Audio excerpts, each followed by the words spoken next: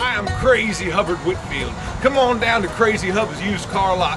We've got prices slashing down from 2004s to 1989 models. Come on down here. You got to see these cars. Ritholtz Wealth Management. I'm crying. I have tears in my eyes. What is your assessment here now? What does this mean for stocks moving forward? Let's just take it from there. You can buy small caps for 12 times forward earnings. We got Chevys. You can buy mid caps for 13 or 14 times forward earnings. We got Fords. You can buy large cap basic materials 9 times earnings. I feel like we got trucks like this nice Nissan Titan right here. Get yourself in one, drive it home. Your wife's gonna love it. There's a lot you could be doing away from the S&P 50. Bring everybody you know and come on out here. Ask for my wife too. She's cooking a pot of beans and she'll love to serve some to you. So come on down and we'll get you straight. I'm crying. What is going on, YouTube? Oh boy, are there market Ponzi salesmen out in full force? Buy the blow off top. Guys, we need to talk about what's happening in the markets. Powell pivoted yesterday. He added a rate cut. He came off super dovish, didn't push back on the markets at all. Therefore, parabolic rise. We need to talk about the targets and what is actually happening underneath the surface, because I watched Bloomberg and CNBC. CNBC had Jeff Gundlach on and he talked about the recession, but far and few between. 99% of the people on there are telling you what you should buy. Is that a smart decision? Did you guys see the 10-year yield? It absolutely collapsed. What does that signal? Incoming recession. Nobody is talking about this, okay? This is extremely important. In the GFC, the 10-year peaked at 5.2. That's the same peak we had here in this cycle. I'm going to show you on the charts. What happened 17 weeks later after the peak? The market collapsed. We peaked here in this cycle on October 23rd, almost 8 weeks ago. We are on a countdown clock. So what we're going to do in this video is I'm going to show you the targets for these melt up targets to possibly take out their all-time highs and how I plan on trading this market and how it affects Bitcoin. As always, guys, this video is timestamped. Please do like and subscribe if you enjoy this content. We have the Black Rhino video all ready to go, but we can't show it because of this parabolic move. That'll be out Monday, guys. Definitely look for that video as well. All right, guys, let's go ahead and start the show.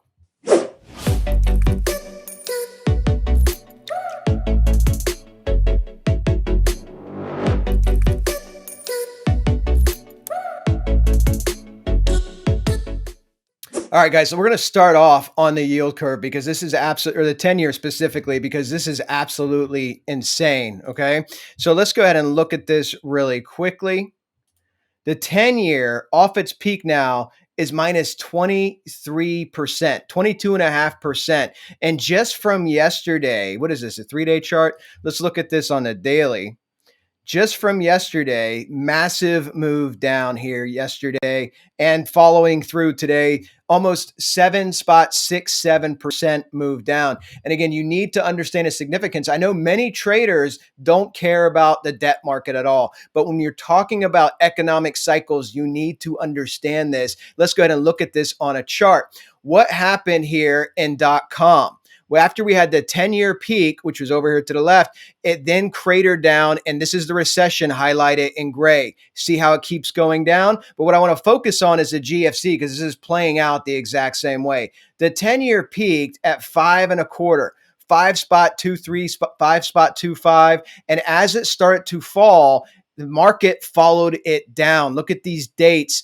August 2007, October 2007. Remember, the market bottomed in March of 2009. The yield curve bottomed in December of 2008. The 10-year and the yields in general, the long end of the curve, are reflective of the strength of the U.S. economy. Again, when you have the LEI index printing with 19 straight months, the longest amount of months printed negative since the GFC, and only the GFC, I think, has more months printed negative than the current trend we're on. The market will follow the yields down, okay? So what we're going to do is look at this. Look at the DXY. The DXY is getting weak. Again, in a traditional bull market, you want a weak dollar. You want low yields because people assume, oh, I'll just buy equities, risk on. But what's happening is this is guaranteeing your recession coming in, okay? That's what you need to understand. It's the key difference in the marketplace is what the yields are telling you now versus what they're telling you in a bull cycle. Let's look at this on the S&P. S&P got its parabolic spike. We're going to have to lay out some new fibs. So on the S&P, 4604, 1618 held up beautifully, right? It held up beautifully for this big 11% retracement. And now we got the parabolic move out. Traders are ecstatic. Money managers want to get your money in the market as close to the top as possible. Here's your all-time high right here, guys. It's only a couple percent away. So what we want to see, let's lay out some new fibs here and see if we can get some better targets. Now that we have more candles, we can get new fib targets. Let's go ahead to the top of the correction, down to the low of the correction. 47.47 was the target that I had for the 1272. We got within, I think, $4, $5 of that here. So it's 47.44. So we got within $3 of my target, and now you're at 47.32. So if we're going to retrace, remember, my thesis here is we're looking for that retracement with the Powell pivot, with the Fed chickening out about fighting inflation because they see how weak the economy is. I want to see if 47.47 holds, we get some type of retracement, right? Looking for some type of retracement, and then that move to take out the all-time high. And what's my target to take out the all-time high? 49.22, guys, and that can happen in Q1. That could be really rapid and happen in January. It could happen in February. It could happen in March. But that's what I'm thinking right now is going to happen in the markets. The markets are overdone right now. They've been cooking. We have bearish divergence still on the MFI, on the larger time frames, on the S&P. You can overcome this bearish divergence if you get the money flow moving up, right? But we had peak volatility momentum as well. The market looks to me like it wants to cool off, and I want to see if this 47.47 holds and we get some type of topping structure. But let's look at this on a smaller time frame because this is the daily, and this literally happened yesterday. So let's see what we got on the 1 hour. On the 1 hour, see what's forming here. You're still not going to have a whole lot. So you had your move up, your little J hook up here, almost got to 47.47. And remember, price moves in waves, and you can see this in all time frames. So you have your move down. Here's your wave, right? Here's your wave. And now you have this. So what I want to see here is if maybe this comes down like this, pops back up. I would love to see 47.47 get hit, the 1272, and then form some type of topping structure. It's still too early to tell here for me anyways. Other people can trade as they see fit, but I want to see if this comes up and if 47.47 holds, or if it builds this little baby double top here underneath. And then look at what the other markets are doing. The European markets skyrocketed as well. We're going to look at those on the charts, and then they collapsed again today, okay, after the ECB. So 47.47 is a key resistance level, looking for a retracement, okay? We're going to look for some type of retracement to form to give us some targets for the upside, but that larger pattern target for the upside, I'm looking at 49.22 after we get a retracement here. I don't think you're going straight there. Could be wrong, but that's 200 points away. Just don't see that happening. I think the market wants to cool off. And where could this retracement come from? Well, let's just look at this parabolic leg up, okay? Let's look at the parabolic leg up, and assuming this is your top, we'll just put it at 47 because that's what the target I was looking for. Assuming this is your top here, I guess it would help to add some fibs. Let's look at the 382, 618, 486, 786, and see what we have here. 382 is 46.67. So that's a very shallow retracement, which may be all you get if the market's really euphoric, right? But that's still a good percentage down. You're at 47.32, so it's $80 down roughly. But if you come down to the 50% retracement, that is 46.50 roughly. So looking for some type of pattern to form to move up, okay? And this is obviously your Santa Claus rally continuing potentially to the end of the year, looking to form some type of pattern. We have the DXY dropping, the day traders Bloomberg, CNBC, the Ponzi media is going to be out there telling you this is the best time to buy stocks, just like it was the best time to buy Bitcoin when it crossed 60K. How did that work out? Just like it was the best time, according to Tom Lee, in December of 2021 to buy the S&P, new all-time high for 2022. S&P fell 25% in 2022. In January, Tom Lee called it a generational buying opportunity, and the Nasdaq went down 34%. So understand the cycle. And that's the difference. This channel really focuses on facts, market history, and cycles. I color it with my opinion, but understand the cycle you are in, what the yield curve inversion is telling you, and now the incoming uninversion of the yield curve. And that front end of the curve is going to drop when the Fed starts cutting rates, and then shit will hit the fan, my friends. Shit will hit the fan, and guess what they're going to call it? A black swan. Nobody saw this coming. Nobody saw this coming, but you guys need to be prepared for it. In the meantime, view the market as levels and trade the levels, okay? So that's the S&P. Looking for some type of top here to build. This is a daily, so you don't have any type of pattern yet. On the smaller time frames, could be building a tiny double top. We'll have to see how it plays out. Let's look at Bitcoin. Our Bitcoin long again from our diamond breakout went up 40% here at the peak. Let's look at Bitcoin on a clean chart. What's Bitcoin doing? You know, Bitcoin surged first. It led the markets. So this was its surge target that it got to. And look at this. Let's go ahead and pull our fib on here again. Gave you this fib, guys, last Thursday? I told you nobody else is going to have this exact target. But looking at this fib, need my 2618. Harmonic expansion, 44,190. And look, we hit it beautifully, retraced, right? That's your double top right here. That's your double top forming here at 42,584. And again, if we want to pull this retracement from this leg, from this leg here, let me go ahead and use the trackball.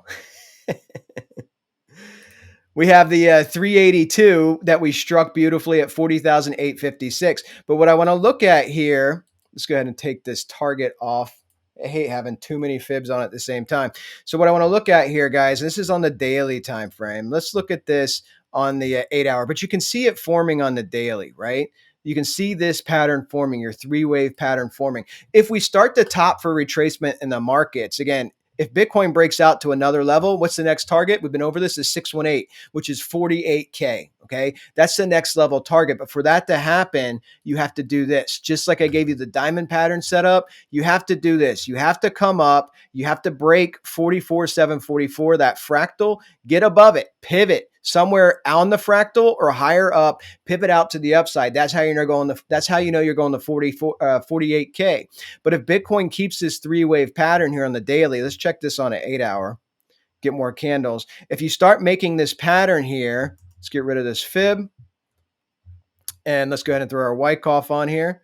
Now you can see you have a little bit more of a range. If you start trading in this range, right, and you start making a shape as a double top, a 5-wave pattern, which would be like a head and shoulders, but you start moving up and down, you want to watch and see what Bitcoin does. It needs to take out 44,744. This will tell you that the markets may just consolidate sideways and then push up. But if Bitcoin starts topping here and then retracing, moving down, that's what you need to be aware of. Because if Bitcoin starts doing that, you have to look at your lower targets, and that's also a sign the markets are going to retrace potentially before pumping up to their all-time high. The Dow made its all-time high, but if Bitcoin does get weaker, guys, you're looking at 40,856, which you hit already, 39,800, and then 38,454. You'd want to stay in this trend. So even if this breaks down, comes down, takes out the 382, 40,856, breaks this neckline, you want to try to hold 38.5 essentially, get a rebound here, put in another double bottom pattern, a W pattern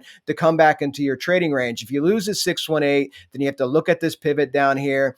34.5 essentially. If you start coming down below this, it's going to be a deeper retracement. Okay. 786 is at 36,750. But these are the levels you'd want to watch. And Bitcoin's going to tell you what the markets are doing. If Bitcoin just goes sideways, you could see the markets just go sideways and some type of range. We don't know yet. It's still too young. We don't have enough candles. We can go over that Monday. But looking at this here as well. So we have the US 30, the baby S&P, made a new all-time high.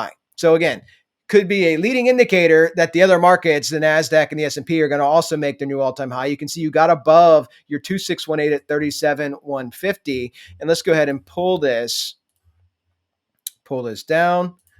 And we got my target that I actually have here. This is that retracement, right? This is the retracement the S&P did, the Dow did, the NASDAQ did, the European markets did. They all did this, right? But my target actually is 37.8. So that would be my actual target. So whether the Dow does something like this, comes back to 36,622 or deeper, obviously, it could come down to retest the top of this pivot as well. Let's just say it comes down to retest the top of the pivot, 35.7, makes this W pattern, comes back up. That's the target I'm looking at, the 1618, 37.8. That would be in confluence with the S&P making a new all-time high, the NASDAQ making a new all-time high. So right now, you just want to watch these market movements, look into smaller time frames, look for topping patterns, sideways markets, use Bitcoin as a liquidity barometer to see what's happening in the market. And guys, I didn't forget about my Black Rhino update. It's all done. But Lee and I thought it was really important, given what happened yesterday, to show you what's going on in the charts, because these are parabolic moves. So NASDAQ, let's take the retracement the same way. You're measuring your correction with your Fibonacci retracement.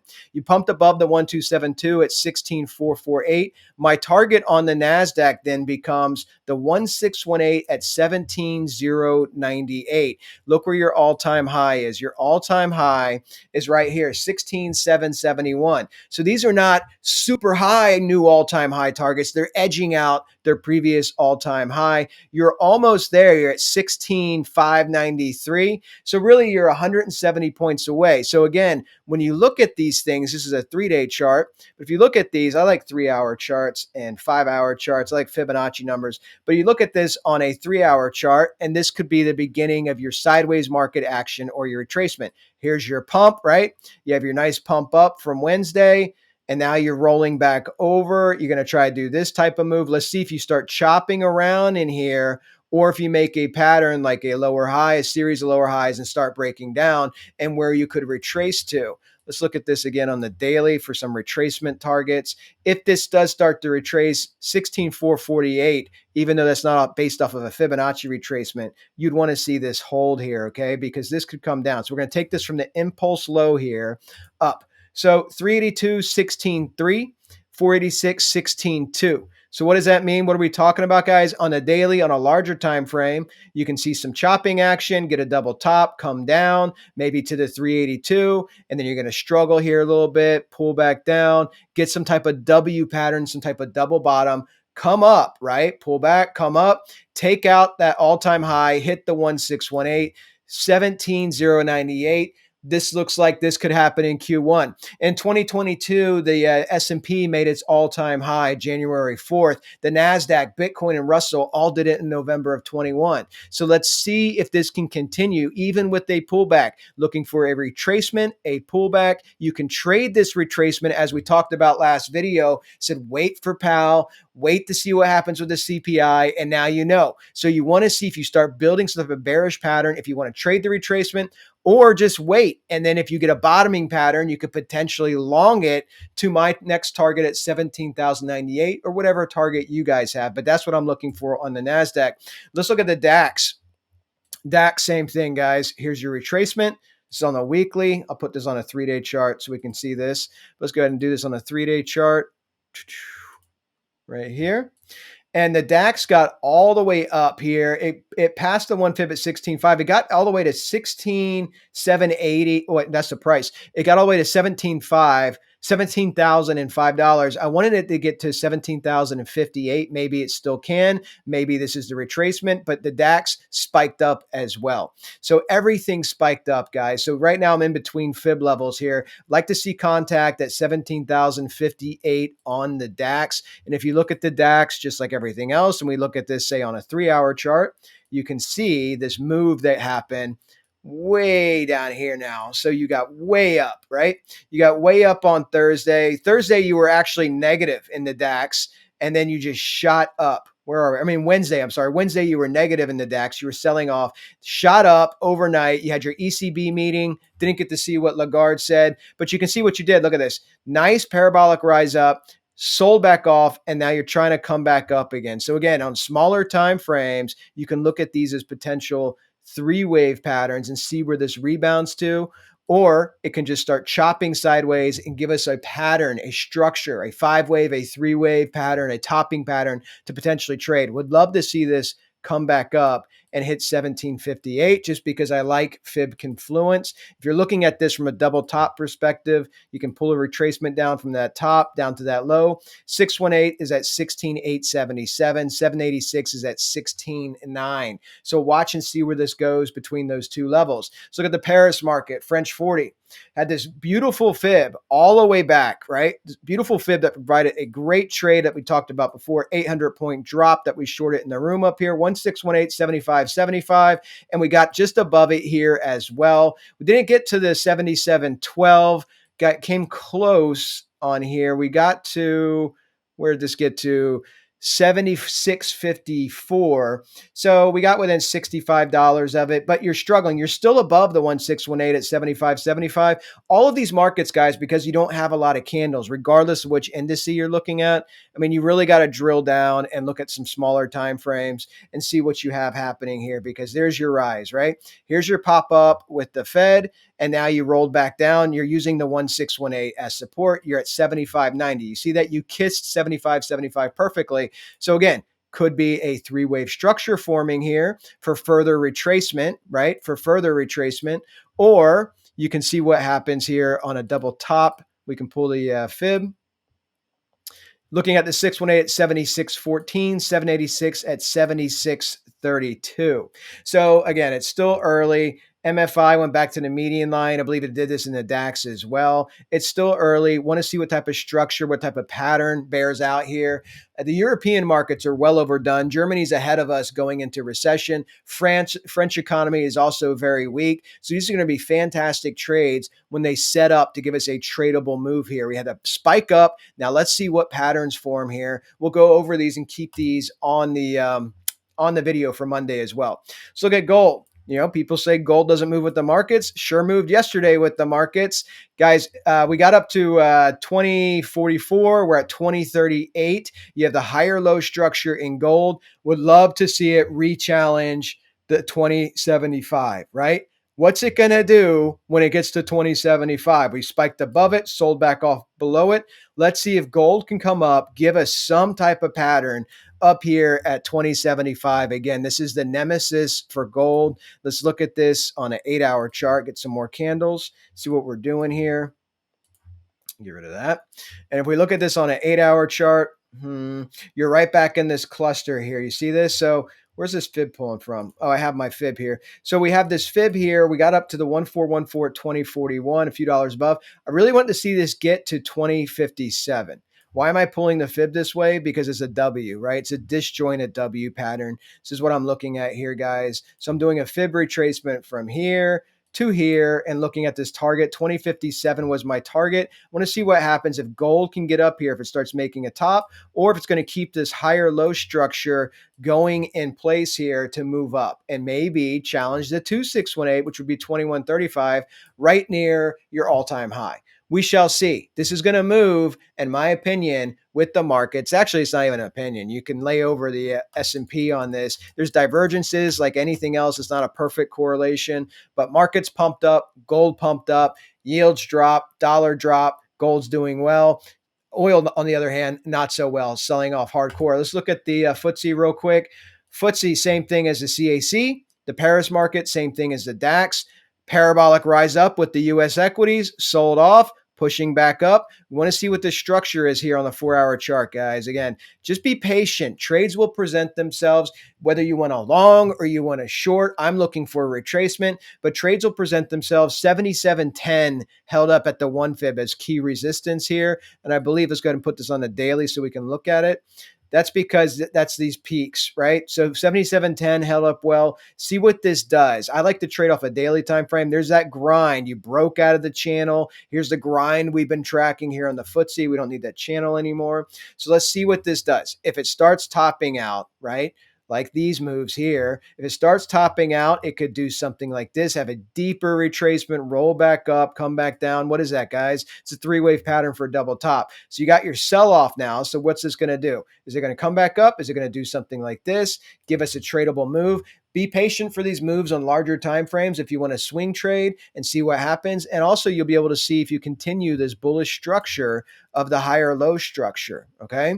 So we'll see what happens with that. Looking at the Nick didn't have its parabolic move so much. Well, it got to the 618, 33, 162, and now you're back at 32, 693. So again, guys, this is still weak, right? So you're just still weak. 33, 162 is still key resistance, multiple daily tests here. So just watch that level, but you have a disjointed larger double top here now, right? So really what you want to do on the downside is also watch 32, 190. You break 32, 190. This is coming back down to retest the bottom of the range at 31, 160. So watch and see if that holds or if it starts trying to move back up, because you have a very young higher low structure here as well. This is the Nick. All these assets tradable on SimpleFX, guys. Last one we'll do real quick, and I hope everybody has a fantastic weekend. Adobe, guys. We've been talking about Adobe. Their earnings came out same day as Powell. And what did it do? It sold off 9%.